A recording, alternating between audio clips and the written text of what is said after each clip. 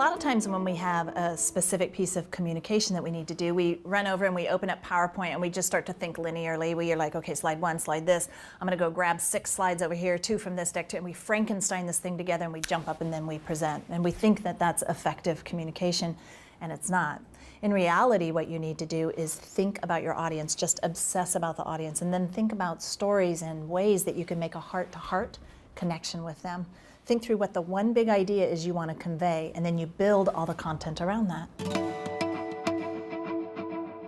The most important thing to remember when you're building out your slides is contrast.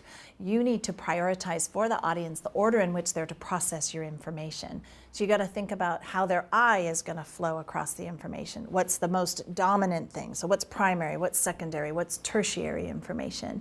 You can use colors to do that. You can use shapes to do that. But you need to simplify everything, because if you think about the concept of contrast, you could think about its opposite, which would be camouflage, right?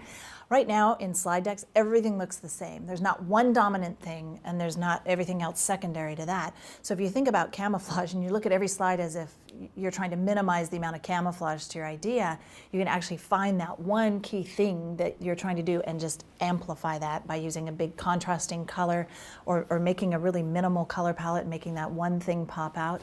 It's really important that it pop, the one idea. So every slide should have one big idea, and you need to make sure visually that that one big idea is amplified and not lost in the mire of your speaker notes. One of the things that's happened is we use PowerPoint 2 ways. You could use it as a visual aid or a cinematic backdrop to support your idea when you're on stage presenting. But the other thing that's happened is it's become our visual document tool. Instead of people running out and getting these very expensive design programs, we're designing our documents in corporations in PowerPoint. But and that's great. You could use it for your cinematic, you could use it for your documents. But the problem is we're in this weird blurry in-between thing where it's kind of this mix between a document, a teleprompter thing, and it's got tons of text.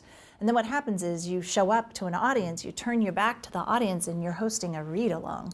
Well, the audience can read faster than you're spewing out the bullets, and they're thinking, this guy's an idiot. I already know everything what he's saying because I already read ahead. Well, you don't want that to happen to you.